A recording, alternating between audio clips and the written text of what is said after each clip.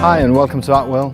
Today is just a quick video to demonstrate how our new two-way air valve works.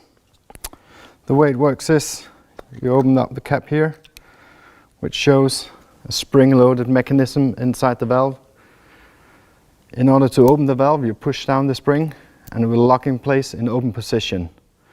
To inflate your tent, you'll need the valve in the closed position, which has the spring fully extended.